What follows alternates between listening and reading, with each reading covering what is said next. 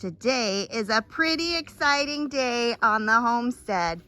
Today, the chicks arrive. Good morning, this is Deb from Just Do Something Homestead, and it is a beautiful day in West Virginia, and we are so excited. The first chicks in over 10 years are coming to the homestead.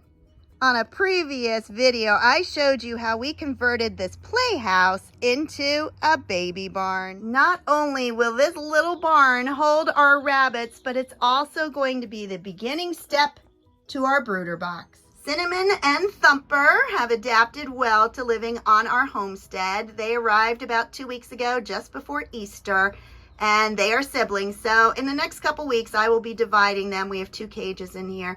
They are our fertilizer for our garden.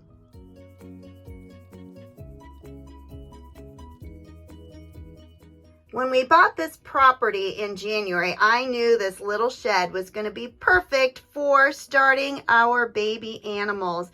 So for now, we've got baby rabbits, and then the baby chicks come today. They will not be in here very long. This building not only had electric, but it was pretty secure. One thing you want to do is make sure you have a safe place for your animals. And one of the things it did not have was wire over the windows. It had shutters, and those shutters will close, and I will do that at night if it's not too hot. But I did not want to have an open space. I've done that with the rabbits because they're in a cage. And so a cat could have jumped in here and sat on the cage. We never had any problems. But for the chicks with an open brooder, we definitely needed to put wire on every window. And this shows the shutters on the outside of our building. Not only do they lock open so that if it is very windy, I can just latch them and they will stay open, but they also lock on the inside. So let me show you what it looks like. For now, what I've been doing is coming out every evening and closing them, and then I lock them on the inside. That gives a 2-step security to make sure our baby animals are safe.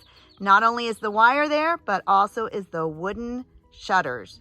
Thankfully, the area that we live in, West Virginia, does not have a lot of predators that are going to try to come into our barn and get our baby animals.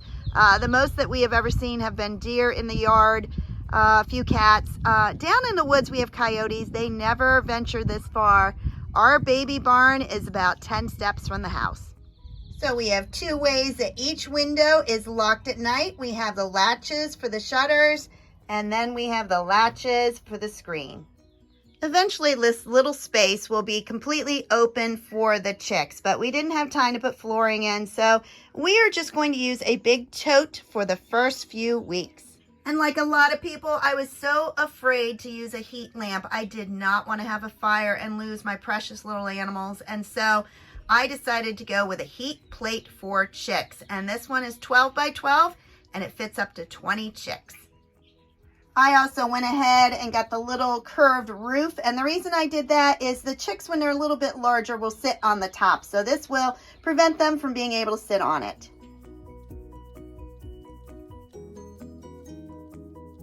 The height of the heat plate is completely adjustable, and as you see, the legs on the right I have lower, and the legs on the left I have taller. That way, if they're too warm on the right side, they can move over to the left side. This model did not have a thermostat, so you're going to rely on the behavior of your birds. If they are all huddled under there, lower it. If none of them are under there, you know you need to raise it.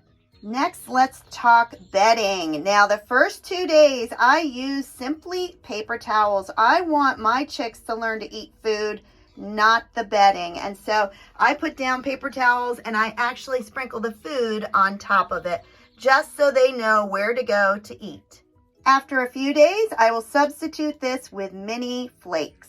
And this is my bag of mini flakes. I don't want to use the full-size ones. These are teeny tiny little ones, and they're easier for your chicks to be able to walk in them. You don't want something that they're going to get caught in and not be able to move. This brand is super good in that they are dried for maximum absorbency, and they are multi-screen, not just once, but multi-screen to remove the dust. And again, you do not want your chicks breathing that in.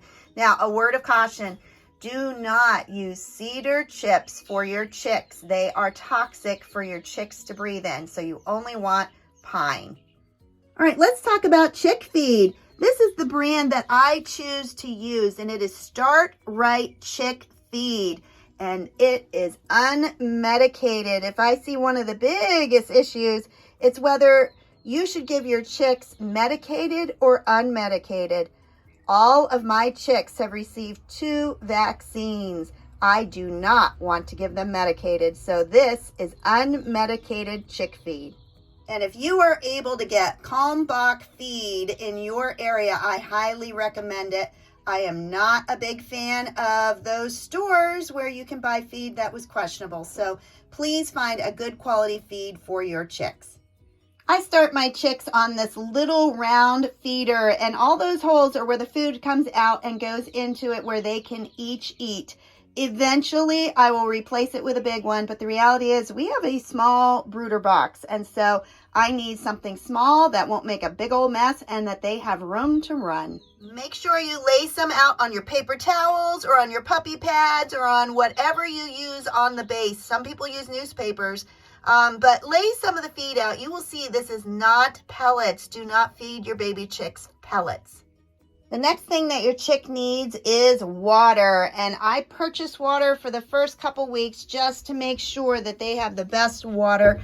We have city water, and it amazes me that I can live in the middle of nowhere and have city water. All right, and here is your first little hack. This is a lid to a plastic container that I was able to purchase from the Dollar Tree. And I am going to place that lid into my brooder box. Now, why would I want a lid in there? I am going to place my water on the lid. First off, it prevents water from being spilled all over their bedding. Second off, this lid is pretty special because it has a ridge around the center. It holds my water right in the middle. And then the next reason is it has enough space on it that my chicks can actually stand there to drink. So let me put my water on there.